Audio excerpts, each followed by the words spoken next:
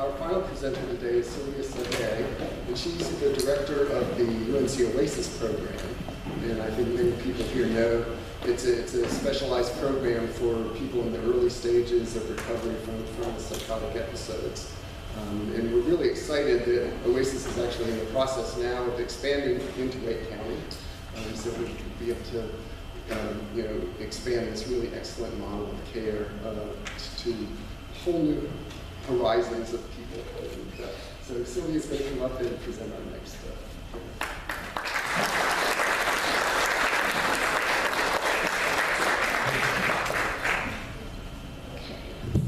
Can you hear me? Yeah. Yes. Okay.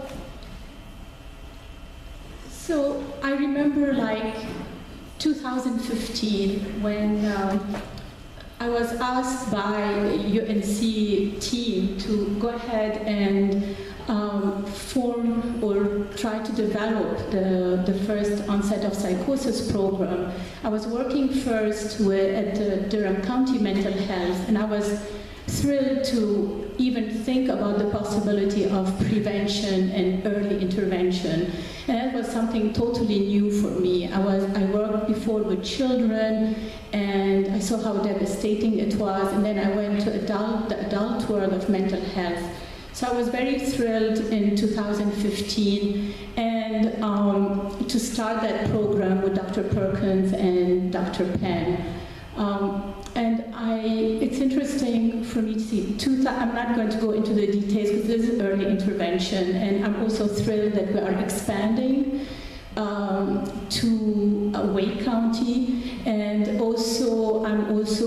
also consultant for another first onset of psychosis program that has started in Wilmington.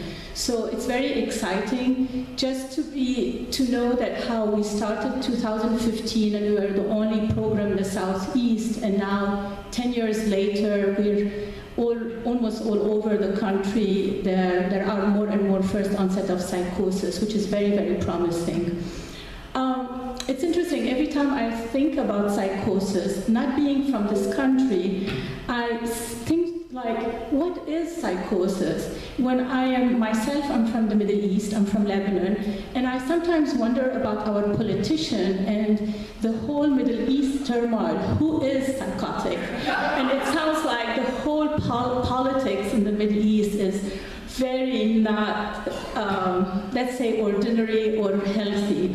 So to me, I have 10 years later, being in this program and being part of a team that we stuck together, or maybe with some minor changes within the team, I have, just like Carol was saying, I learned a lot from our clients.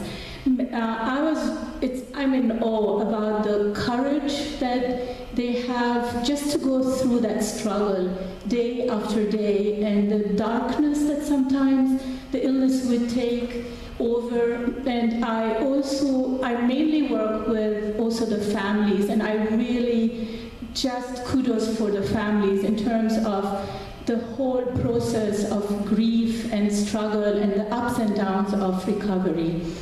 I'm not going to, I have a tendency to talk too much, on and on. and families know when I do multifamily, like, what time are we going to end?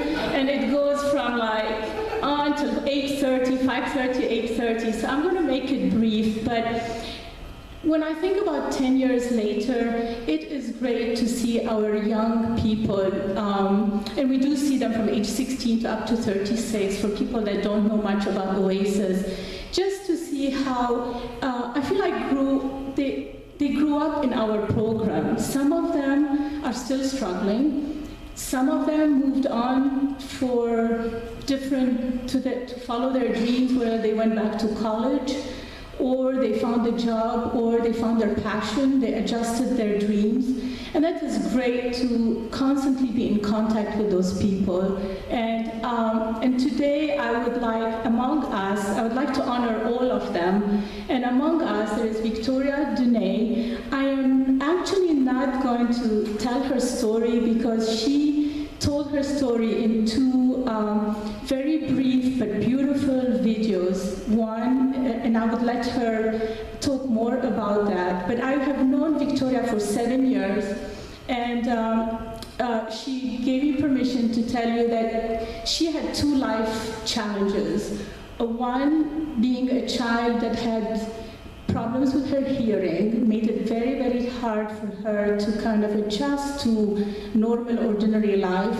And then, unfortunately, got hit in her 3rd year, correct me if I'm wrong, 3rd year of college at UNC Greensboro with a psychotic illness. So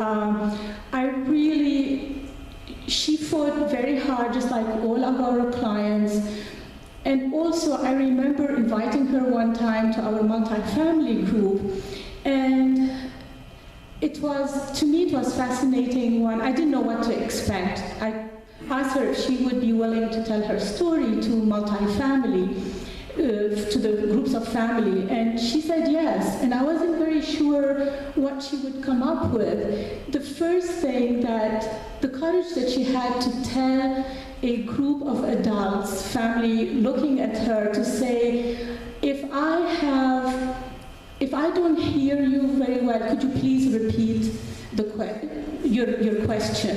And that was a turning point in terms of taking charge of her life and not hiding anymore. And I think her 2 videos will show today that she's out there trying to help other people understand more the experience of psychosis and her own transformation. I'd like to honor, and I'm thrilled to have Victoria Dene here, so please come up.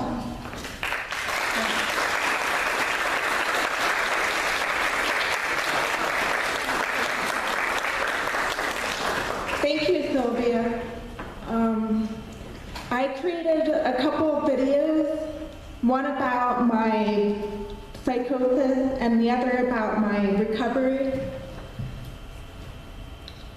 The first video is about my delusions and hallucinations, and I'd like to warn you it's a little bit dark, so enjoy it. It's going to go directly to transformation. So you want to say something about transformation? Oh. And the second video is about my recovery, about 5 years after my initial psychosis.